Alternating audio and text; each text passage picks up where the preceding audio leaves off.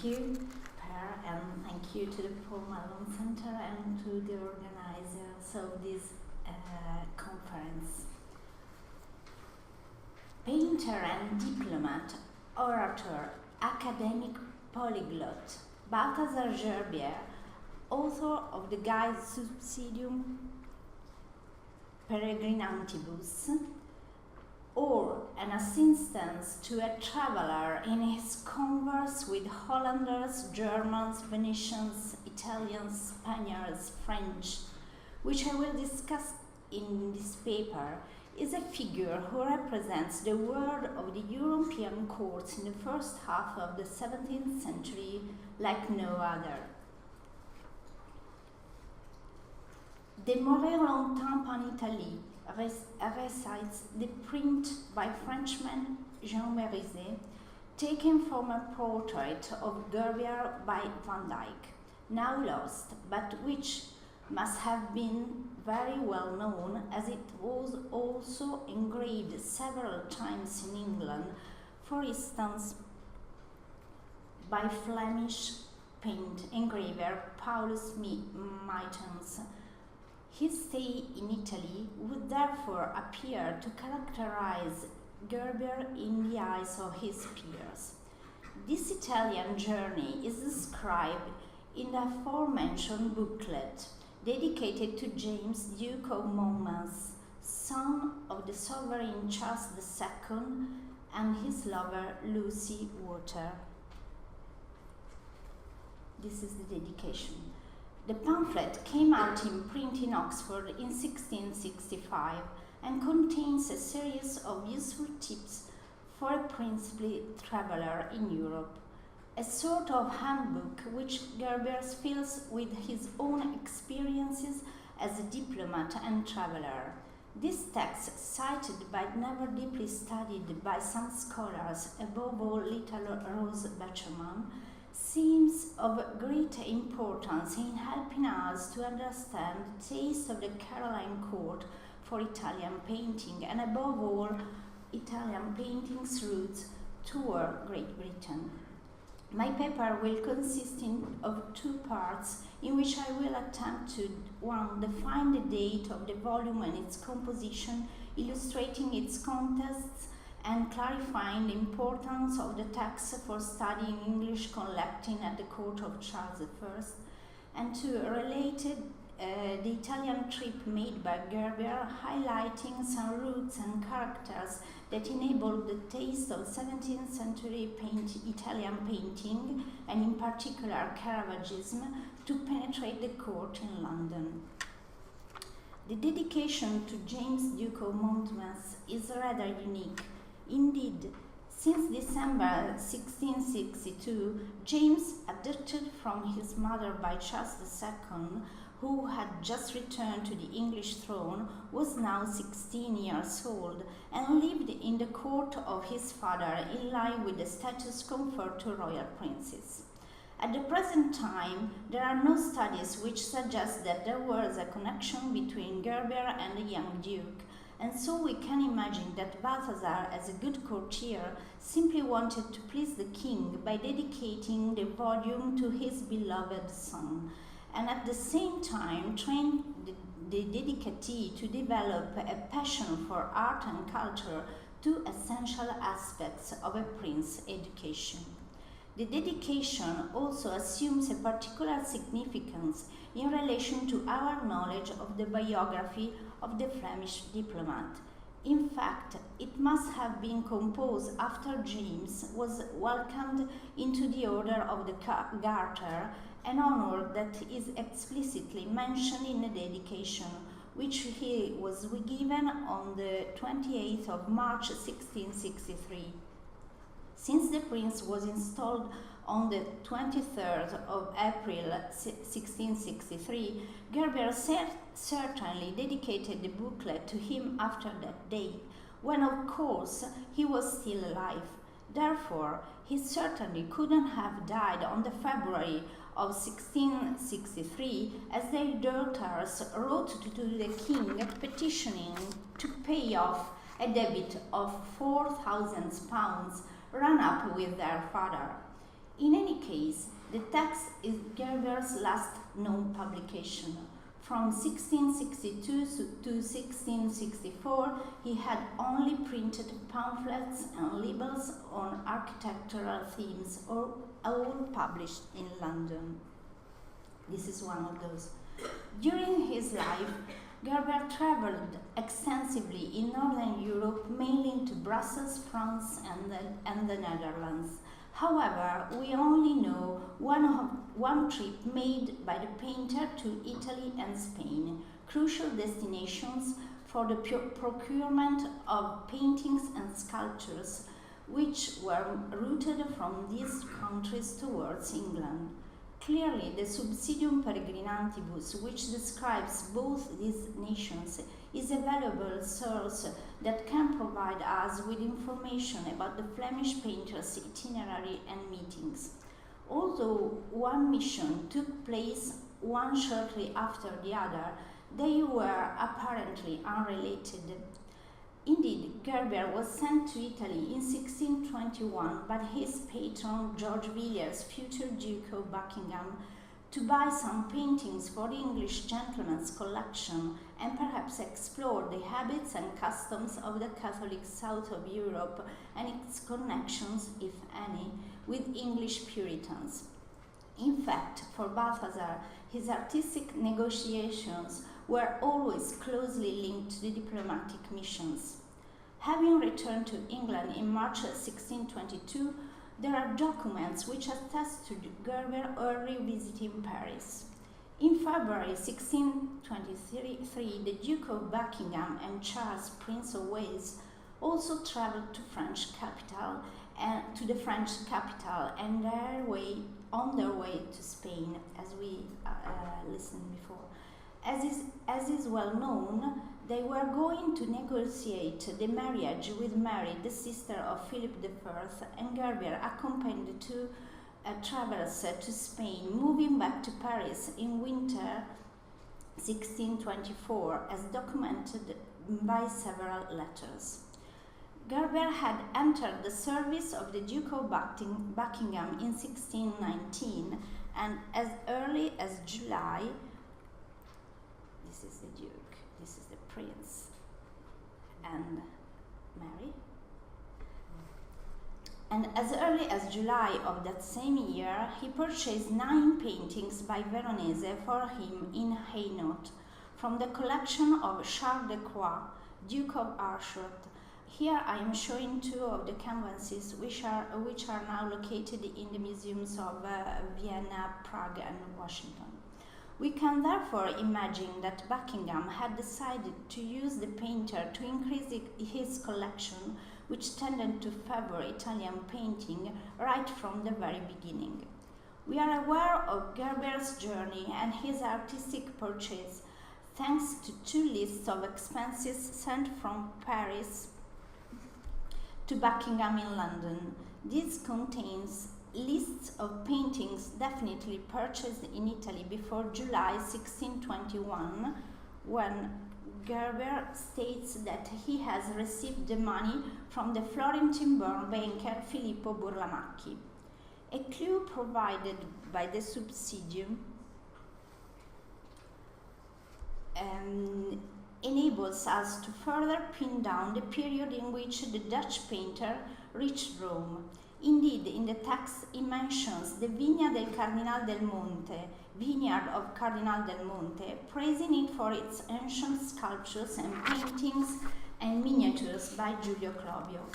In June 1621, the vineyard, the country house, and the gardens of Cardinal Francesco Maria del Monte were purchased by Ludovico Ludovisi, the nephew of Pope Gregory XV, who extended the original building. This is the decoration by Caravaggio in the vineyard, and this is the Aurora by Guercino. Gerber therefore did not see the collection as exhibited by Ludovisi, but instead by Del Monte, and he therefore definitely arrived in Rome sometime before June 1621. Gerber indicates the Duchy of Savoy as the best crossing point of a traveler headed for Rome. He stopped in Turin both on his way out and on the return from the Italian trip. Pleased by the warm welcome he had received from the court of Turin, Gerber set off for Padua via Milan, and he proceeded to Venice and then Florence, passing through Modena and Bologna. But the principal destination of his trip was undoubtedly Rome, to which he dedicates a detailed description.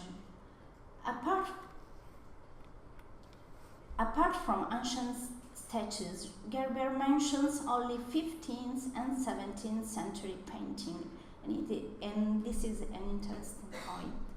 Despite the distance he kept from the Catholic faith, one of his greatest pains he would experience during his lifetime was seeing one of his daughters take the veil in a Catholic convent in France. Gerber still made a lengthy visit to the Vatican to admire its beauties.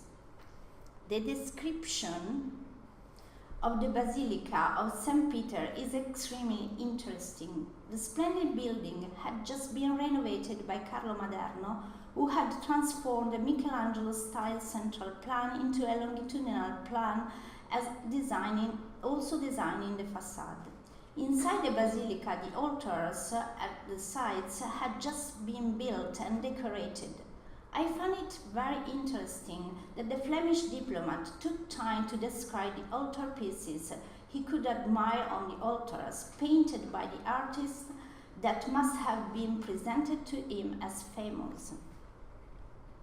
This is the inside, and this is one of the altarpieces. Giovanni Baglione, Cristoforo Roncalli, known as Pomarancio, Domenico Cresti Passignano, and Bernardo Castello. Gerber is therefore a live witness of the decoration of St. Peter's commissioned by Pope Clement VIII, as these altarpieces were commissioned for the new altars in 1604, whereas he was there too early to admire the Baroque revolution that Pope Gregory XV Ludovisi had already set in motion by commissioning the Santa Petronilla by Guercino, installed in St. Peter's only in 1623. His silence regarding this extraordinary canvas also reaffirms the fact that to understand the fact that he was there before and his memories weren't back further. Gerber would certainly have taken notes during his trip, as he remembers many details of it, but surprisingly leaves some things out, in my opinion, more due to memory loss than to a specific choice based on artistic taste. For instance, he visited Palazzo Farnese, where he describes the Hercules, which he himself copied in beautiful drawings, as Norgate states. Then he saw the Gladiator, the Flora, and most of all the Toro Farnese. However, as well as these ancient wonders, Balthazar suggests that we also admire, as he says, the rare painting in white and black of Annibale Carracci, the Camerino of Odoardo Farnese, painting by Annibale. But he fails to mention the much more impressive Galleria, the gallery, located only a few meters away. In fact, he had access to the churches, which were open to everyone, including the Puritans, and indeed elsewhere he would stop to praise the tolerance of the Italian Catholics, and also to the main collections and palaces of the city, and here he must have gained admission thanks to local contacts. He saw Palazzo Aldobrandini and the city residence of the Borghese, as well as their villa, the Garden of Pleasure, at Porta Pinciana.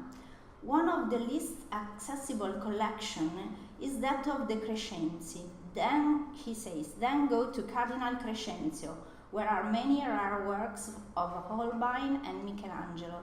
Seeing and gaining familiarity with this collection, located in the building near the Pantheon, which also contained an academy of artists, probably stimulated Gerber's interest for Caravaggio's painting. As I cannot go into the many points which emerge from Gerber's description of Rome, I would like to finish by focusing on his taste for Caravaggio's painting. Among the works by contemporary artists, he definitely favors the naturalism inspired by Merisi, mentioning paintings by Caravaggio, Gerrit van Honthorst in Santa Maria della Scala, by Carlo Saraceni in Santa Maria dell'Anima. His mention of these works is also the oldest reference in the history of criticism of these artists, showing just how avant-garde the taste of the English courtier was. Of Caravaggio's own works, he considered noteworthy the paintings in the Cerasi Chapel in Santa Maria del Popolo and a Virgin Mary with two pilgrims, I'm quoting, see in Sant'Agostino, that is of course the Madonna of the Pilgrims. Gerber probably would like to procure works by Merisi for his patron. Indeed, in the Buckingham collection are recorded 3 paintings labeled as copy of Caravaggio. Almost nothing we can know about an aurora lying upon the clouds and a Mars and Venus, but the copy of the St. Peter crucifying, whose original was painted by Caravaggio for the Cerasi Chapel, and here you see it, was definitely fruit of Gerber's Italian trip, as this location, as we have already seen, was one of the places in Rome visited by the Flemish painter. The copy, now lost, must have been specifically commissioned by Gerber in Rome during his stay, and is therefore the first clearly Caravaggesque work to reach London, even before the death of the Virgin, which would arrive at the Caroline court when the Gonzaga collection was purchased in 1626. It's interesting to note that Buckingham owned several works by Gerrit van Honthorst, whose transfer to the court of Charles I he had favored and housed between April and December 1628 in York House in London. These are a Venus and 2 satyrs and a tooth drawer. Honthorst painted at least 2 independent versions of the Cavadenti, one dated 1622 preserved in Dresden, another kept at the Louvre. The correspondence between the Grand Duke of Tuscany and his agent in Rome, Piero Guicciardini, reveals that intent on getting his hands on 6 paintings on sale in Rome, painted by the Dutch artist. The Grand Duke instructed Guicciardini to pursue negotiations, contacting Father, I'm quoting, Father Coffin, confessor of the English College, for information. A few days later, at the beginning of October 1620, Guicciardini writes to the Grand Duke's secretary in Florence. The 6 paintings by Flemish painter Gherardo are here in the hands of an English painter or half-gilder. I've seen them several times. I strongly suspect that, given the very close coincidence of the times and Gerber's skills not only as a painter but also as a miniaturist, that same English painter or half-gilder was none other than Gerber, or at least someone with whom our Flemish envoy was able to make contact to purchase the works of the Caravaggios painter. The fact that the Balthazar had access to the main princely collections and his in-depth knowledge of contemporary painting are clues which point to the fact that Gerber must have been accompanied in his journey by someone who knew the artistic beauties of the city very well. it may be possible to identify one of his acquaintances. The purchase made in Rome for Buckingham include two works by Bartolomeo Manfredi, a David and a Roman Carità,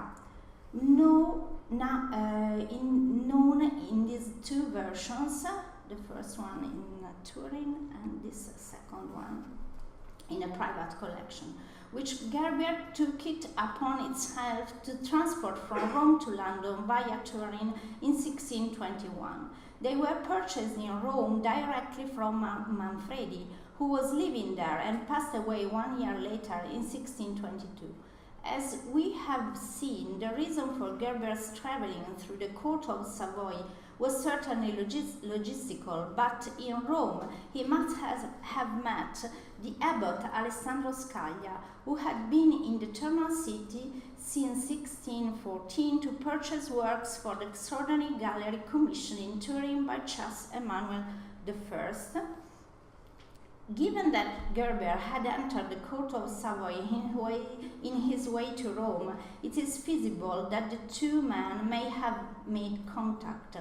When 3 years later Charles Emmanuel I found himself having to give Buckingham a gift that he would particularly love, it was Alessandro Scaglia who suggested that he send a gentleman a Carità by Bartolomeo Manfredi, claiming that Manfredi was Buckingham's absolute favorite painter. Indeed, his collection contained no less than 6 paintings by the artist from Mantova. So it was through Gerber that the Duke had been able to become familiar with the paintings of the artist who in 1621 in Rome was considered the closest follower of Caravaggio. And it is therefore also thanks to the purchase made by the English court that the Caravaggism of Manfredi and so-called Manfrediana Methodus spread in Europe. Indeed, here the exportation of the Caravaggio style by the French painters who followed Manfredi in Rome were superseded by the enterprising agent of the Duke of Buckingham. Thank you.